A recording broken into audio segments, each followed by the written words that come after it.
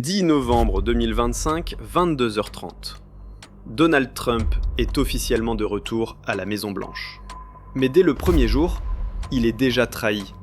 Pas par les démocrates, pas par les médias, pas par l'État profond, non, par son propre camp. Bienvenue sur GeoChoc, votre bulletin quotidien de géopolitique en temps réel. Ici, on ne commente pas l'actualité, on la décrypte, on la dissèque, on anticipe le chaos avant qu'il n'explose. Et ce soir, le titre est brutal. C'est fini pour Trump. La réponse n'est pas dans les discours, elle est dans les votes, dans les couloirs du Sénat, dans les silences lourds de sens, et dans les marchés qui retiennent déjà leur souffle. Commençons par les faits bruts. Trump a tout gagné. Le collège électoral, 312 grands électeurs contre 226 pour Kamala Harris. Le vote populaire, 52,1% contre 46,8%. Le Sénat, 53 républicains contre 47 démocrates. La Chambre, 221 républicains contre 214 démocrates. C'est une victoire nette, certifiée, incontestable. Le peuple américain a parlé. Il a dit « Donald, tu es notre président, vas-y, gouverne ». Mais dès le 6 janvier 2025, jour de la certification, les couteaux sortent. Pas ceux des démocrates, non. Ceux des républicains. Susan Collins, sénatrice du Maine, connue pour ses positions modérées, commence à poser des questions. Lisa Murkowski, d'Alaska, toujours prête à voter avec l'opposition, suit le mouvement. L'ombre de Mitt Romney plane encore, même s'il n'est plus au Sénat. Et d'autres, moins visibles, mais tout aussi dangereux. Des sénateurs du Sud, des États clés, qui promettent loyauté en privé et votent contre en commission. Quels postes sont bloqués ? Pas des seconds couteaux. On parle du département de la Défense, du département de la Justice, de la Sécurité nationale, du Trésor. Des postes où chaque jour de vide est une faille béante. Prenons la Défense. Trump a nommé un général loyal, expérimenté, qui connaît la Chine comme sa poche. Réponse du Sénat ? Audition interminable, questions pièges, fuite dans la presse.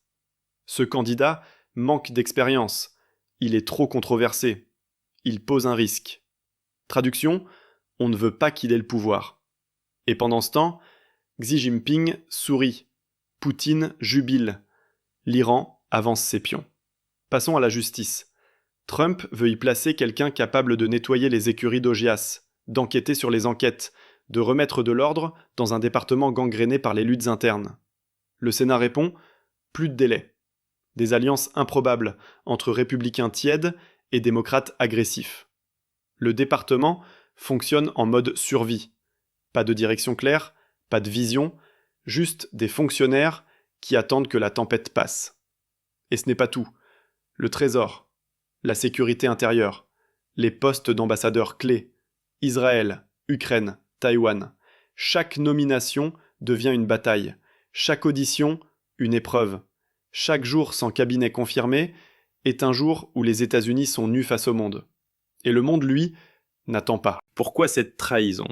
Parce que c'est bien de cela qu'il s'agit. Trahison.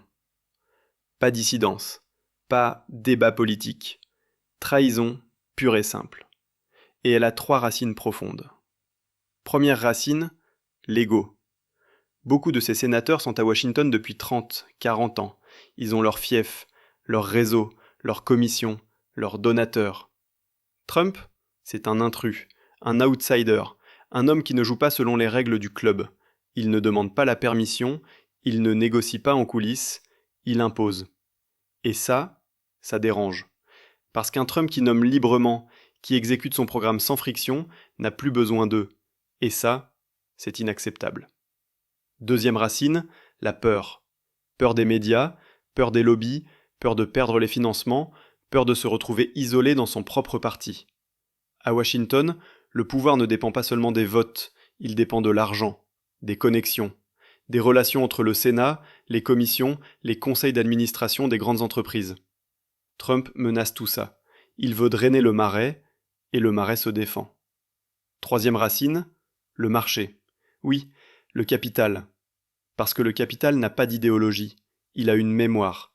Et il se souvient que quand les institutions se fissurent, quand les partis s'entre-déchirent, quand le Sénat devient un champ de mine, la première victime, c'est la confiance. Sans confiance, pas d'investissement. Sans investissement, pas de croissance. Sans croissance, le désespoir. Et le désespoir, c'est le terreau du chaos. Regardez les marchés. Le Dow Jones a ouvert en baisse de 1,8% ce matin. Le dollar vacille face à l'euro, les obligations du Trésor à 10 ans montent en flèche. Les investisseurs étrangers hésitent. Les fonds spéculatifs parient sur l'instabilité. Pourquoi ? Parce qu'on ne sait pas qui dirigera la défense dans 30 jours. On ne sait pas qui contrôlera la justice dans 60 jours. On ne sait pas si les politiques promises seront mises en œuvre. Et quand on ne sait pas, on ne mise pas. On attend. On fuit.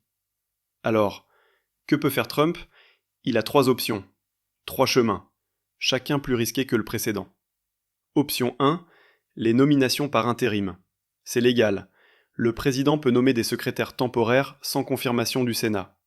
Mais c'est un signe de faiblesse. C'est admettre qu'il ne contrôle pas son propre parti. C'est dire au monde « Je suis président, mais je ne peux pas gouverner ». Option 2, la pression publique.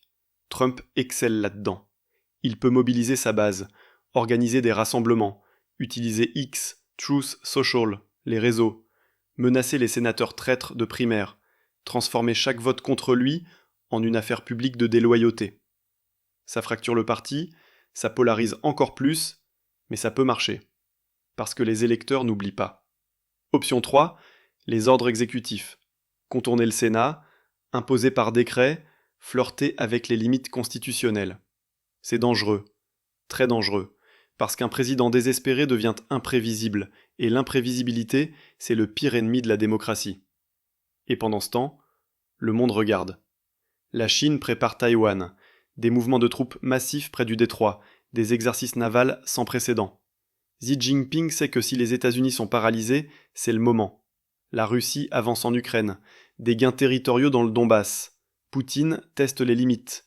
Il sait que sans leadership américain, l'OTAN vacille. Le Venezuela respire.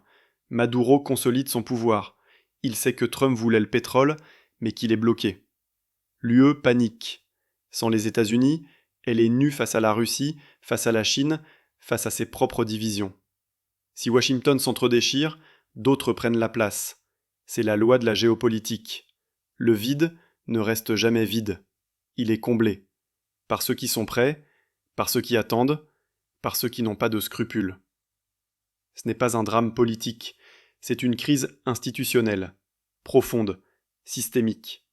Si le vote ne permet plus de gouverner, si gagner une élection ne suffit plus pour diriger, alors le contrat social se brise.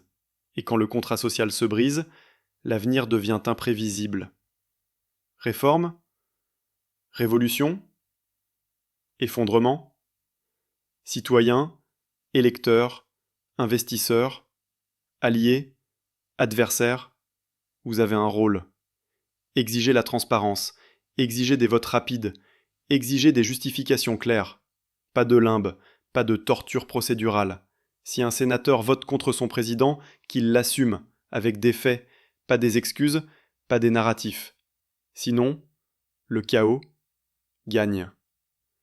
Et le chaos ne profite à personne, ni à Trump, ni à ses opposants, ni au peuple américain, ni au monde. Demain, 18h précise, Taïwan, l'invasion commence-t-elle ? On décrypte les mouvements chinois, les signaux, les risques, en direct.